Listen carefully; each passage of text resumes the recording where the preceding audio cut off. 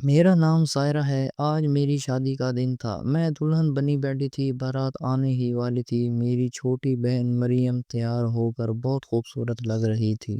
میرے بعد اب مریم کا نمبر تھا، اس لیے ہر کسی کی نظر اب مریم پر تھی۔ میری شادی میرے خالہ زاد سے ہو رہی تھی۔ بس اسی دن میری پھپھو نے میری چھوٹی بہن کو پسند کر لیا کہ وہ اپنے بیٹے افتخار کی شادی مریم سے ہی طے کریں گی۔ شادی میں مریم بہت خوبصورت لگ رہی تھی۔ شادی کے بعد پھپھو نے اپنے بیٹے افتخار سے بات کی تو اس نے بھی ماں کے فیصلے پر خوشی کا اظہار کیا۔ ہم چاروں بہنوں میں بلا شبہ اللہ تعالیٰ نے مریم کو سب سے زیادہ حسن کی دولت سے نوازا تھا۔ میکے میں شادی کے بعد ہماری پہلی دعوت پھپھو نے کی اور اپنے فیصلہ سے آگاہ کیا۔ یہ تو ہماری خوش قسمتی ہے پھپھو کے، آپ نے مریم کو بہو بنانے کا ارادہ کیا ہے، ورنہ یتیم لڑکیوں کو کب جلد اچھے رشتے ملتے ہیں۔ ان دنوں وہ زیادہ امیر نہ تھیں لیکن ہم سے خوشحال تھیں، کیونکہ میرے والد کی وفات کو 6 برس سے زیادہ عرصہ گزر چکا تھا۔ میری والد ایک سرکاری محکمے میں کلرک تھے۔ ان دنوں کلرک کی تنخواہ ہوا کرتی تھی اور ایمانداری کے سبب ہمارا گزارا والد صاحب کی تنخواہ پر مشکل سے ہوتا تھا۔ بس سفید پوشی کا بھرم قائم تھا، لیکن کچھ پس انداز نہ کر سکے تھے۔ ابو کے بعد ہم نے کٹھن وقت دیکھا تھا، مگر امی نے سفید پوشی کا بھرم قائم رکھا تھا۔ امی نے لوگوں کے کپڑے سلائی کر کے ہمیں جوان کیا تھا۔ پھپھو نے جب مریم کا رشتہ تو امی خوش ہو گئی، امی کوئی بھی اعتراض نہ تھا۔ خیر، مریم سے پھپھو کے بیٹے افتخار سے منگنی ہو گئی تو امی کی فکر میں کمی آ گئی۔ اب امی مطمئن تھی کیونکہ باقی دو چھوٹی بیٹیاں ابھی چھوٹی تھیں اور وہ دونوں پڑھ رہی تھیں، ایک چھوٹی اور دوسری 7ویں میں تھی۔ افتخار کا مستقبل روشن تھا، اس کا انجینئرنگ کا آخری سال تھا۔ امی سے کہا گیا تھا کہ جو ہی ہمارا بیٹا سالانہ امتحان دے گا شادی کی تاریخ رکھ دیں گے۔ اسی طرح دن گزرتے گئے، افتخار بھائی کے فائنل پیپرز ہو چکے۔ انہوں نے کہا مجھے تھوڑا سا وقت اور چاہیے، اچھی نوکری ملنے کی جلد توقع ہے، ملازمت ملتے ہی شادی کی تیاری شروع کر دیں گے۔ مریم کو اپنے منگیتر سے محبت ہو گئی تھی۔ امی چپکے چپکے تھوڑا بہت جہیز بنانے میں لگی تھی۔ انہی دنوں افتخار کو اچانک بیرون ملک جانے کا چانس مل گیا۔ وہ اس موقع کو گنوانا نہ چاہتا تھا اور مریم کو اس کی جدائی کے اندیشے ڈراتے تھے۔ مریم نے بہت سی ایسی کہانیاں سن رکھی تھیں کہ لڑکا بیرون ملک چلا گیا تو وہاں کا ہو کر رہ جائے گا، وہاں کسی اور سے شادی کر لے گا، منگیتر یا منقوہ انتظار کی آگ میں جلتی رہ جائے گی۔ والدہ نے پھوپھو سے بات کی تو وہ بولیں دیکھیں میرے بیٹے کے مستقبل کا سوال ہے، بس ایک دفعہ افتخار کو جانے دیں، ہمیں مزید 1 سال کا وقت دے دیں، 1 سال بعد آئے گا، تب تک ہم بھی شادی کی اچھی تیاری کر لیں گے۔ ہم کوئی غیر نہیں کہ آپ کو ہم پر بھروسہ نہیں ہے، فکر نہ کرو بھابھی، 1 سال تو پلک جھپکتے گزر جاتا ہے، میں زبان دے کر پھیرنے والی عورت نہیں ہوں۔ پھوپھو کی تسلیوں پر امی نے اعتماد کر لیا۔ افتخار بیرون ملک چلا گیا اور میری بہن کے انتظار میں اپنے اندیشوں سے لڑنے کے لیے اکیلی رہ گئی۔ افتخار بھائی نے سعودی عربیہ جاتے ہی اپنے دوسرے بھائی کو بھی بلوا لیا۔ اس کا ایک غیر ملکی کمپنی سے 3 سال معاہدہ ہو گیا تھا۔ دونوں بھائی خوب کما رہے تھے اور وہ تقریباً ساری کمائی گھر بھجوا رہے تھے۔ اس کمائی سے ان کے گھریلو حالات خوب سے خوب تر ہوتے چلے گئے۔ دولت سے انسان کی آزمائش ہوتی ہے، ان کے تو مزاج ہی 7ویں آسمان پر پہنچ گئے۔ اب جب بھی پھوپھو ہمارے گھر آتی اس قسم کی باتیں ضرور کرتی کہ فلاں نے اپنی بیٹی کو جہیز میں گاڑی بنگلہ دیا ہے، لڑکی بھی ڈاکٹر ہے، لوگ سوچ سمجھ کر رشتے کرتے ہیں۔ کبھی کہتی ہیں دلہن والوں کی طرف سے ساس اور نندوں کو بھی زیور دیے جاتے ہیں، لڑکی والوں کی طرف سے میں ایک شادی میں گئی تو لڑکی والوں کی فراخ دلی پر حیران رہ گئی کہ انہوں نے ساس کو 10 تولے کے کڑے اور ہر نند کو 2 تولے کے کڑے دیا اور تمام رشتہ داروں کو قیمتی جوڑے دیے۔ لوگ بڑی دھوم دھام سے بیٹیاں رخصت کرتے ہیں۔ امی ان کی باتیں سنتی تو دل تھام لیتی، سوچتی یہ ان کو کیا ہوتا جا رہا ہے، کیا دولت آ جانے سے انسانوں کے مزاج اتنے بدل جاتے ہیں۔ طرح طرح کی باتیں سن کر بھی امی خاموش رہتی، کبھی پھپھو کو کوئی جواب نہ دیتی، بس کہتی تھیں کہ دیکھتی ہوں کہ آخر کب بلی تھیلے سے باہر آتی ہے۔ پھر ایک دن امی کو ان باتوں کا مقصد سمجھ میں آ گیا، کیونکہ خالہ نے ایک امیر گھرانے کی لڑکی دیکھ رکھی تھی اور اب کسی بہانے سے یہ رشتہ ختم کرنا چاہتی تھی۔ جب وہ بھی آتی ہر بار کی طرح نئی نئی باتیں سنا جاتی تاکہ امی کا دل کسی طور پر برا ہو جائے۔ جب وہ آتی میرا دل سناٹے میں آ جاتا کہ جانے اب کیا کہنے آئی ہے۔ امی بیچارے ان کی خوب خاطر تواضع کرتے، بھاگ کر جاتے ہیں کسی اچھے ہوٹل سے ان کے لیے کھانا لے آتے اور ساتھ میں بیٹھے میں آئس کریم لازمی لاتے کیونکہ خالہ کو آئس کریم بہت پسند تھی۔ عزت و تکریم میں بھی ہمارے گھر والے کوئی کسر نہ اٹھا رکھتے تھے کہ ہوتا وہی ہے جو نصیب میں لکھا ہوتا ہے۔ اسی طرح ایک سال گزر گیا اور ایک سال بعد افتخار گھر آ گیا۔ پھپھو نے اس کا دل ہم لوگوں سے پھیرنے کے لیے اپنی طرف سے جھوٹی باتیں سنا دی اور کہا کہ جب سے تم باہر گئے ہو وہ لوگ عجیب عجیب شرطیں کہہ رہے ہیں، لگتا ہے مریم کا رشتہ ہم سے بھی زیادہ امیر خاندان میں کرنا چاہتے ہیں، لالچ میں آ گئے ہیں یا شاید رشتہ نہیں دینا چاہ رہے۔ تب افتخار نے کہا کہ میں خود جا کر ممانی سے بات کرتا ہوں۔ افتخار کے تیور دیکھ کر پھپھو سہم گئی، کہا کہ یہ بڑوں کا معاملہ ہے، تم مجھ پر چھوڑ دو، میں خود سنبھال لوں گی، تمہیں ان سے بات کرنے کی ضرورت نہیں، تم معاملہ اور خراب کر دو گے اور ہم ہلکے پڑ جائیں گے۔ وہ اگر شرائط کی بات کر رہی ہے تو ہم بھی کچھ شرطیں لگا دیں گے، وہ خود ہی راہ راست پر آ جائیں گی۔ اتنے عرصے منگنی رہی ہے، اب رشتہ توڑنا کوئی مذاق تو نہیں ہے۔ اگر بیٹی کا رشتہ کسی اور جگہ کرنا تھا تو پہلے دن ہی انکار کر دیتے۔ افتخار کو یہ سن کر برا لگا، اس نے ماں سے زیادہ بات کرنے کی ضرورت محسوس نہ کی۔ وہ تو آیا ہی اسی واسطے تھا کہ اپنے وعدے کا پالن کر سکے، وہ اپنی منگیتر کو نہیں بھولا تھا، وہ اپنی منگیتر کو نہیں بھولا تھا۔ انہی دنوں مکان مالک نے امی کو مکان خالی کرنے کا کہہ دیا کیونکہ ہمارا مکان کرائے کا تھا۔ امی جان نے وہ مکان خالی کیا اور وہ ایک دوسرے محلے میں کرائے کے مکان میں شفٹ ہو گئی۔ پرانے محلے میں ساری خواتین امی سے ہی کپڑے سلواتی تھی، یہاں آ کر مالی حالات اور بھی خراب ہو گئے، وہاں کسی سے بھی واقفیت نہ تھی۔ والد صاحب نے اپنی زندگی میں 2 پلاٹ قسطوں پر خریدے تھے جن کی قسطیں انہوں نے اپنی زندگی میں ہی ادا کر دی تھیں۔ امی کا خیال تھا کہ ایک پلاٹ کو فروخت کر کے دوسرے پر مکان تعمیر کرا لیں گے۔ چھوٹے بھائی کا آخری تعلیمی سال تھا، امی کو انتظار تھا کہ وہ ملازمت پر لگے تو پھر ایک پلاٹ بیچ کر اس رقم سے دوسرے پر گھر تعمیر کرا لیں گے۔ پھوپھو نے پکارا ارادہ کر لیا تھا کہ اپنے بیٹے کی شادی کسی اور جگہ کریں گی، مگر بیٹا رشتہ توڑنے کے لیے راضی نہ تھا۔ پھوپھو دل میں ارادہ کر چکی تھیں کہ جو بھی ہو میں یہ رشتہ توڑ کر ہی رہوں گی، دیکھتی ہوں کیسے ہوتی ہے یہ شادی۔ پھوپھو نے دل ہی دل میں نئے منصوبے بنانا شروع کر دیے تھے۔ بیٹے کے کہنے پر پھوپھو شادی کی تاریخ لینے آ گئی، ساتھ ہی یہ بھی سنا گئی کہ اب ہمارا سوسائٹی میں خاص مقام ہے، دیکھو لڑکی کو خالی ہاتھ نہ بھیج دینا ورنہ لوگ باتیں بنائیں گے، اور ساس نندوں کو بھی کچھ زیور دینا ہوگا ورنہ ہمارے مہمان ہنسیں گے کہ کن لوگوں میں رشتہ کر دیا۔ امی نے ان کی باتوں کو تحمل سے سنا، انہوں نے پائی پائی جوڑ کر مہمانوں کے لیے کھانے کا انتظام اور شادی کا خرچہ اکٹھا کیا تھا۔ امی نے ہم سے مشورہ کیا سوائے مریم کے۔ بھائی نے کہا ماں آپ فکر نہ کریں، ایک پلاٹ بیچ دیں اور پھپھو کی حیثیت کے مطابق مریم کی شادی کریں تاکہ ان کی جگ ہنسائی نہ ہو۔ جب میں کمانے لگوں گا تو مکان کو تعمیر کے لیے پیسے اکٹھے کر لوں گا۔ اس وقت بیٹی کی زندگی اور خوشی کا معاملہ تھا۔ افتخار بہت اچھا لڑکا تھا، اس کا مستقبل تابناک تھا۔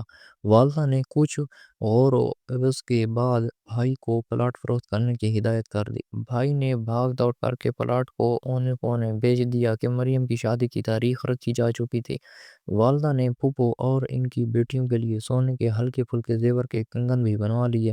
ان کا خیال تھا یہ سب کر کے بیٹی کے لیے زندگی بھر کی انمول خوشیاں خرید لیں گے۔ ادھر مریم ماں کی فضول خرچی پر سلگ رہی تھی تو ادھر افتخار کے فرشتوں کو بھی خبر نہ تھی کہ اس کی والدہ صاحبہ کیا گول کھلاتی پھر رہی ہے۔ مریم یوں کاپٹن لگانے سے پہلے ہی زرد پڑ گئی، ڈھولک کی تھا پر اس کا دل یوں دھڑکتا تھا جیسے اسے اس کی آواز میں توپوں کی گرج سنائی دیتی ہو۔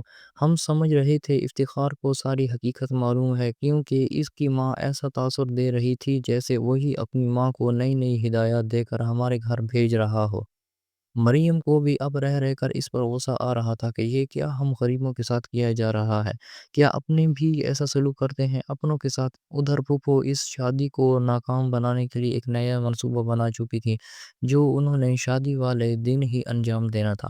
مہندی والے دن پھوپھو بڑی دھوم دھام سے اپنے مہمانوں کے ساتھ آ گئی۔ مہندی کی رسم سے قبل انہوں نے خاموشی سے امی کا ہاتھ پکڑا اور کاغذ دے کر بولی بھابھی پہلے اسے پڑھ لو پھر مہندی کی رسم شروع کرتے ہیں۔ امی نے کاغذ کھول کر پڑھا، یہ کچھ چیزوں کی فہرست تھی، فرنیچر، گاڑی اور ایک پلاٹ کا مطالبہ تھا۔ یہ پڑھ کر امی کے ہاتھ کانپنے لگے۔ منہ کھلا کا کھلا رہ گیا۔ امی انہیں کہنے لگی، میں اس وقت تمہارا یہ بھاری مطالبہ کیسے پورا کر سکتی ہوں؟ آخر تمہیں ہو کیا گیا ہے؟ اگر یہ سب درکار تھا تو پہلے دن ہی بتا دیا ہوتا۔ تم ہماری مالی حالت سے اچھی طرح واقف ہو، اب تو کارڈ بھی سب جگہ چلے گئے ہیں۔ آج مہندی کا دن ہے، اس وقت ایسا مطالبہ کرو جو میں پورا نہ کر سکوں۔ کیوں اپنی اور ہماری عزت سے کھیل رہی ہو؟ اگر یہ سب چیزیں نہیں ہوں گی تو بھی ہماری عزت میں کمی آئے گی۔ دیکھو بھابھی، مجھے معلوم ہے بھائی جان مرحوم نے اپنی زندگی میں 2 پلاٹ خریدے تھے، وہ تم نے کس دن کے لیے رکھے ہیں؟ یہی وقت ہے اپنی بیٹی عزت بنانے اور شان و شوکت دکھانے کا۔ ارے بھائی، ان کو بیچ دو اور اپنی بیٹی کی عزت بچاؤ۔ امی نے ان سے کہا، ایک بیچ دیا ہے تبھی شادی کے اخراجات پورے ہو رہے ہیں، دوسرا کیسے بیچ دوں؟ اتنی جلدی کیسے بکے گا؟ کچھ تو خدا کا خوف کرو، تم قیمت لگوا لو، میں خرید لیتی ہوں، نہیں تو کار بعد میں دے دینا، فی الحال پلاٹ اور فرنیچر سے کام چلا لیں گے۔ ارے بھائی، جو چیزیں دلہن لائے گی ان کو وہی استعمال کرے گی، ہمارے پاس پہلے اللہ کے دیا سب کچھ ہے، تو آپ لوگوں کی عزت بنانے والا معاملہ ہے۔ امی اس سے زیادہ نہ سن سکیں، وہ پلنگ پر بیٹھ گئیں اور پھوٹ پھوٹ کر رونے لگیں۔ امی کو روتا پا کر میں ان کے پاس آ گئی۔ جب حال معلوم ہوا تو میں نے پھوپھو سے کہا کہ آپ نے بہت کم وقت میں ہمیں امتحان ڈالا ہے، بہرحال آپ بیٹھیں، تھوڑی دیر میں اپنے شوہر سے بات کرتے ہوں۔ مریم ایک طرف مایوس بیٹھی تھی، اس کی سہیلیاں پاس تھیں۔ میں نے ان کو ذرا دیر کے لیے کمرے سے باہر بھیج دیا کہ ضروری بات کرنی ہے۔ مریم کو بتایا کہ پھوپھو پلاٹ ہتھیانا چاہتی ہے، وہ کہتی ہیں جہیز میں کوئی کام کی چیز نہیں ہے، بیٹی کو پلاٹ دے دو۔ تم کیا کہتی ہو؟ مریم کا زرد چہرہ غصہ سے سرخ ہو گیا، جانے اس کے بدن میں اس وقت کہاں سے خون آ گیا تھا۔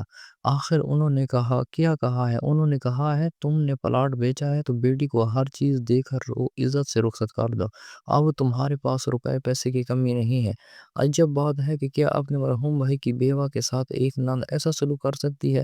یہ سن کر مریم نے دوپٹہ سر سے اتارا، پھینکا، بولی، میں کرتی ہوں جا کر پھوپھو سے بات، نیت خراب تھی تو اس مرحلے تک کیوں پہنچایا؟ آپ باراتیوں کے سامنے ہمیں بے عزت کرنا چاہتی ہیں؟ مریم کی خطرناک تیور دیکھ کر میں نے کہا، تماشا نہ بناؤ، ذرا صبر سے کام لو، مجھے تھوڑی سی مہلت دے دو۔ آخر مجبور ہو کر دوسرے کمرے میں جا کر میں نے افتخار کو فون کیا۔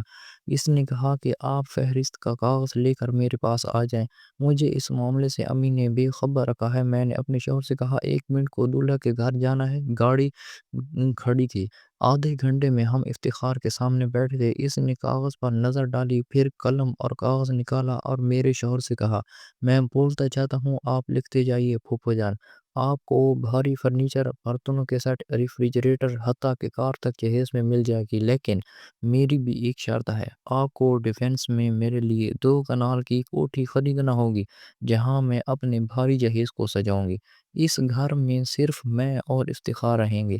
اگر آپ کو میری فرمائش منظور ہے تو ٹھیک، ورنہ ہمیں بھی آپ کا مطالبہ منظور نہیں، فقط مریم۔ افتخار نے کہا، یہ خط آپ امی کو دے دیجئے، آگے میں سنبھال لوں گا۔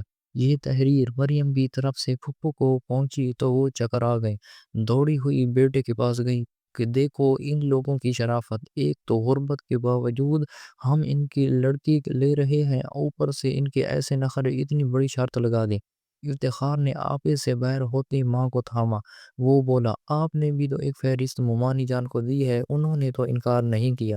ابھی باجی کے شوہر آئے تھے، وہ کہہ گئے ہیں، بیٹا جو فہرست تم نے بھجوائی ہے ہم سب اشیاء دے رہے ہیں، فکر مت کریں۔ تو امی جان جب غریب ہو کر وہ اپنی عزت رکھ رہے ہیں تو ہم صاحب حیثیت ہوتے ہوئے ان کا ایک مطالبہ کیوں نہ مانیں؟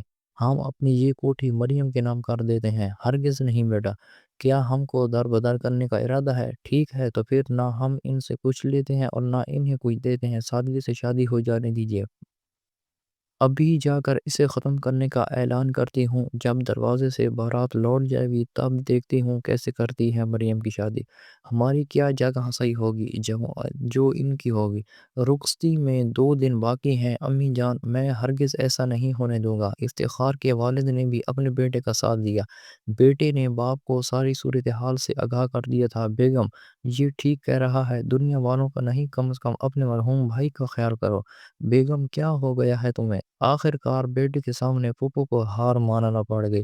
نکاح تمام مردوں کے درمیان ہوا۔ افتخار نے نکاح نامے پر یہ بھی لکھوا دیا کہ اگر خدا نخواستہ لڑکی کو طلاق ہو گئی تو دولہا 50 تولہ سونا اور کوٹھی لڑکی کو دے گا، اور اگر اس گھر میں لڑکی کو کوئی جسمانی گزند پہنچا تو دلہن کے ورثاء قانونی چارہ جوئی کے مجاز ہوں گے۔